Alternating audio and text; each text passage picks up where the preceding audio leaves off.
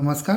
गृहविष्णू किचनमध्ये आपलं मनापासून खूप खूप स्वागत. तुमच्याही घरी सगळे दुधी भोपळ्याची भाजी खायला नको म्हणतात ना, परंतु दुधी भोपळ्यामध्ये भरपूर पाणी आणि फायबर असतं. त्यामुळे रक्तदाब आणि हृदयाचं आरोग्य अबाधित ठेवण्यासाठी भोपळा खूप फायदेशीर ठरतो. पचन सुधारण्यासाठी, वजन कमी करण्यासाठी, कोलेस्ट्रॉल नियंत्रित करण्यासाठी, शिवाय शरीराला हायड्रेटेड ठेवण्यासाठी सुद्धा दुधी भोपळा खूप उपयुक्त आहे. म्हणून याला त्या रूपानं दुधी भोपळ्याचं सेवन हे व्हायलाच हवं.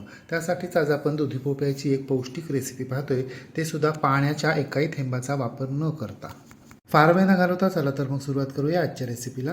खमंग, खरपूस, खुसखुशीत, पौष्टिक, स्वादिष्ट दुधी भोपळ्याचं थालीपीठ.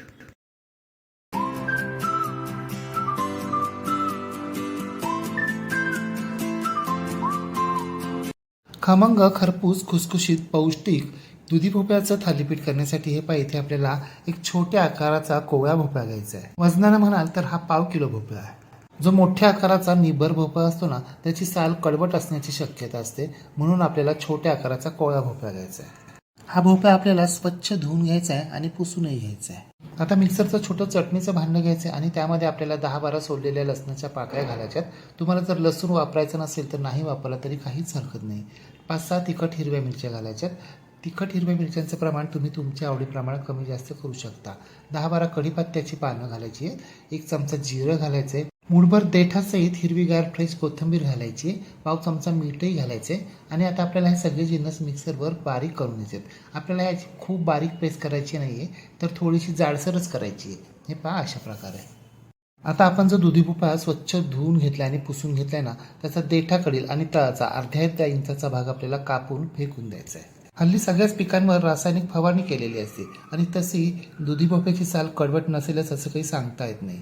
म्हणून आपल्याला दुधी भोपळ्याची साल काढून घ्यायची आहे. दुधी भोपळ्याची साल काढून झाल्यानंतर एका बोलमध्ये आपल्याला दुधी भोपळा किसून घ्यायचा आहे. परंतु अगदी छोट्या छिद्रांनी आपल्याला दुधी भोपळा किसायचा नाहीये, तर मोठ्या छिद्रांनी आपल्याला दुधी भोपळा किसून घ्यायचा आहे. कारण छोट्या छिद्रांनी जर आपण दुधी भोपळा किसून घेतला ना, तर त्याला पाणी खूप सुटेल आणि पाणी खूप सुटलं की मग आपल्याला पिठाचा वापर जास्त करावा लागेल. आपल्याला थालीपीठामध्ये दुधी भोपळ्याचं प्रमाण जास्त हवं आहे, पिठाचं नाही. त्यामुळे आपल्याला मोठ्या छिद्रांनीच भोपळा किसून घ्यायचा आहे. आपला पूर्ण भोपळा किसून झाला, आता तो एकसारखा करून घ्यायचा आहे. आणि नेहमी लक्षात ठेवा, दुधी भोपळा किसताना आपल्याला अगोदरच किसून ठेवायचं नाहीये. आधी सगळी थालीपीठाची तयारी करून घ्यायची आणि मगच दुधी भोपळा आपल्याला किसून घ्यायचा आहे. कारण दुधी भोपळा जर आधीच किसून ठेवला ना, तर तो काळा पडतो. म्हणूनच तर अगोदर आपण आधी छोटंसं हिरवं वाटण तयार करून घेतलंय आणि नंतर भोपळा किसून घेतलाय. आता या किसलेल्या भोपळ्यामध्ये आपल्याला आपण तयार केलेलं छोटंसं हिरवं वाटण, अर्धा चमचा हळद, 1/2 चमचा हिंग, 1 चमचा धने पावडर, अर्धा चमचा तिखट लाल मिरची पावडर, अर्धा चमचा ओवा घालायचा आहे. 2 चमचे पांढरे तीळ, 2 चमचे तेल घालायचे. तेलामुळे थालीपीठं आतून खुसखुशीत होतात, वातट होत नाही, गच्च होत नाहीत. 1 चमचा कसुरी मेथी घालायची. कसुरी मेथीने वेगळी अशी छान चव येते. कोवळ्या देठांसहित बारीक चिरलेली हिरवीगार गावरान फ्रेश कोथिंबीर घालायची. आता आपल्याला हे सगळे जिन्नस व्यवस्थित मिक्स करून घ्यायचे. पीठ घातल्यानंतर आपल्याला हे सगळे जिन्नस घालायचे नाही आहेत, आत्ताच घालायचे आहेत. कारण भोपळ्याला पाणी सुटतं आणि या पाण्यामध्ये हे सगळे जिन्नस व्यवस्थित मुरले जातात आणि आपलं थालीपीठ चविष्ट होतं. जर आपण पिठामध्ये जर हे सगळे जिन्नस घातले ना, तर ते तेवढे व्यवस्थित मिक्स होत नाही. सगळे जिन्नस यामध्ये व्यवस्थित मिक्स झाल्यानंतर यामध्ये आपल्याला अर्धी वाटी ज्वारीचे पीठ, अर्धी वाटी तांदळाचं पीठ आणि अर्धी वाटी बेसन पीठ म्हणजे हरभरा डाळीचं पीठ घालायचं आहे. तांदळाच्या पिठानं थालीपीठाला कुरकुरीतपणा येतो, खुसखुशीतपणा येतो आणि हरभरा डाळीच्या पिठानं खमंगपणा येतो. आता एक मोठा बारीक चिरलेला कांदा यामध्ये घालायचा आहे. आता आपल्याला हे सगळे जिन्नस व्यवस्थित मिक्स करून घ्यायचे आहेत. कांद्यामुळे आपल्या थालीपीठाला चांगला खमंगपणा येतो आणि ओलसरपणा देखील येतो. म्हणून आपल्याला कांदा वापरायचा आहे. जर तुम्हाला तो कांदा नसेल वापरायचा तर नाही वापरा तरी काहीच हरकत नाही.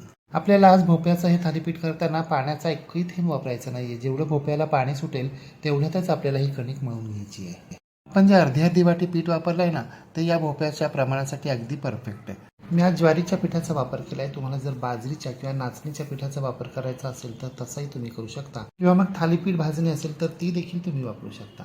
आता सर्वात शेवटी यामध्ये आपल्याला चवीप्रमाणे मीठ घालायचं आहे आणि ते व्यवस्थित मिक्स करून घ्यायचं आहे. आपल्याला ही थालीपीठाची जी कणिक आहे ना, ती खूप घट्ट करायची नाही आहे. थोडीशी पातळ झाली तर चालणार आहे, पण घट्ट नाही करायची. घट्ट झाली तर आपली थालीपीठं वातट होतात. थालीपीठाची कणिक मळून झालेली. आता याच्यावर झाकण ठेवायचं आणि 10 मिनिटं ही कणिक आपल्याला अशीच बाजूला ठेवून द्यायची, म्हणजे सगळे जिन्नस त्यामध्ये व्यवस्थित मुरतात. तोपर्यंत आपल्याला थालीपीठ शेकण्याची इतर तयारी करायला घ्यायची, म्हणजे तवा गरम करण्यासाठी ठेवायचा आहे आणि त्यावेळेला तेलही लावून ठेवायचं आहे. 10 मिनिटानंतर झाकण काढायचं आहे. हे पहा, आपली थालीपीठाची कणिक आहे ना पहिल्यापेक्षा थोडीशी ओलसर झालेली, थोडी पातळ झालेली, अगदी जशी आपल्याला हवी आहे ना तशी. आता आपण लगेचच थालीपीठ थापायला सुरुवात करूया. त्यासाठी एखाद्या पोळपाटावर आपल्याला एक स्वच्छ सुती कापड ओलं करायचं, घट्ट पिळून घ्यायचं. आता आपल्याला थालीपीठ किती छोटं किंवा किती मोठं करायचं किंवा किती पातळ जाड करायचं आहे त्याप्रमाणे या कणकेचा गोळा घ्यायचा आहे. कापडावर ठेवायचा आहे, हात पाण्यामध्ये बुडवायचा आहे आणि हा गोळा आपल्याला गोल गरगरीत थापून घ्यायचा आहे. आपल्याला हा गोळा खूप पातळही थापायचा नाही आणि खूप जाडही ठेवायचा नाही आहे. गोळा थापताना मध्ये मध्ये पाण्यामध्ये हात बुडवायचा आहे आणि थालीपीठ थापायचं आहे, म्हणजे हा गोळा आपल्या हाताला चिकटत नाही. पाहता ना तुम्ही, आपण थालीपीठाची कणिक मळण्यासाठी एकही पाण्याचा थेंब वापरलेला नाही आहे, तरीसुद्धा आपलं थालीपीठ कसं सरसर सरसर थापलं जातं आहे. आपलं पहिलं गोल गरगरीत थालीपीठ थापून झालेलं आहे. आता याला अशा प्रकारे बोटानं 5 छिद्र पाडायचे आहेत, म्हणजे थालीपीठ शेकताना आपल्याला यामधून तेल सोडता येतं. आता हे थालीपीठ आपल्याला कापडासहित अशा प्रकारे उचलून घ्यायचं आहे आणि गरम केलेल्या तव्यावर हळूवारपणे ठेवायचं आहे. थालीपीठ तव्यावर घालण्या अगोदर तवा चांगला कडकडीत गरम असायला हवा. थालीपीठ तव्यावर घातल्या घातल्या लगेचच आपल्याला कापड सोडवायचं नाही आहे, तर अशा प्रकारे थोडंसं चमचाभर पाणी हातानं त्यावर सोडायचं आहे. थोडंसं थालीपीठ दाबून घ्यायचं अगदी हलक्या हातानं आणि मग आपल्याला हे कापड सोडवून घ्यायचं आहे. अशा प्रकारे थोडंसं पाणी सोडून हलक्या हातानं थालीपीठ दाबून घेतलं ना, तर आपलं कापड अगदी सहज वेगळं होतं. तसं जर नाही केलं तर थालीपीठ कापडाला चिकटतं आणि फाटतं. कापड सोडून घेतल्यानंतर थालीपीठाच्या प्रत्येक छिद्रामध्ये थोडं थोडं तेल सोडायचे. थालीपीठावर गोलाकार तेल सोडायचे आणि थालीपीठाच्या बाजूनं बाहेर बाजूला देखील गोलाकार थोडं थोडं तेल सोडायचं आहे. तेलाचा वापर तुम्ही तुमच्या आवडीप्रमाणे कमी जास्त करू शकता किंवा मग तेलाऐवजी साजूक तूप किंवा बटर देखील वापरू शकता, परंतु बटर सर्वात शेवटी वापरायचं. आत्ता वापरला तर ते करपतं. आता गॅसची फ्लेम मध्यम करायची, थालीपीठावर झाकण ठेवायचं आहे आणि मध्यम आचेवर या थालीपीठाला आपल्याला 2 ते 3 मिनिटं दरदरून वाफ काढायची.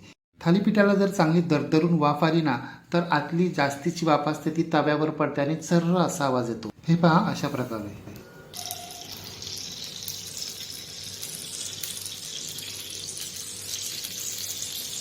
सर्र असा आवाज येतोय. याचा अर्थ आपलं थालीपीठ आतून व्यवस्थित पचलं गेलंय. आता आपल्याला झाकण काढायचं आहे.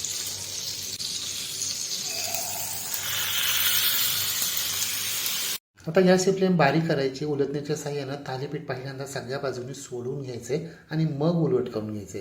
उलट केल्यानंतर परत एकदा पहिल्याप्रमाणेच प्रत्येक छिद्रामध्ये थालीपीठावर सगळ्या बाजूने आणि थालीपीठाच्या बाहेरील सगळ्या बाजूनं आपल्याला तेल सोडायचं आहे. थालीपीठ उलटण्याच्या साहाय्यानं अशा पद्धतीनं थोडंसं दाबून घ्यायचं आहे. गॅसची फ्लेम पुन्हा मध्यम करायची, पुन्हा एकदा झाकण ठेवायचे आणि 2 ते 3 मिनिटं दरदरून वाफ काढायची. आपल्याला मऊ लुसलुशीत थालीपीठं करायची आहेत, म्हणून आपण दुसऱ्यांदा झाकण ठेवतोय. जर तुम्हाला थालीपीठं थोडीशी कडक कुरकुरीत हवी असतील ना, तर मग दुसऱ्यांदा झाकण ठेवायचं नाही. पहिल्यांदा उलट केल्यानंतर दुसऱ्या बाजूनं ते थालीपीठ फक्त आपल्याला उलटण्याच्या साहाय्यानं मध्यम आचेवर शेकत राहायचं, म्हणजे ते कुरकुरीत होतात, कडक होतात. हे पहा, 2-3 मिनिटांनी दरदरून वाफ आलेली आहे. आता हे थालीपीठ आपल्याला उलट करून घ्यायचं आहे.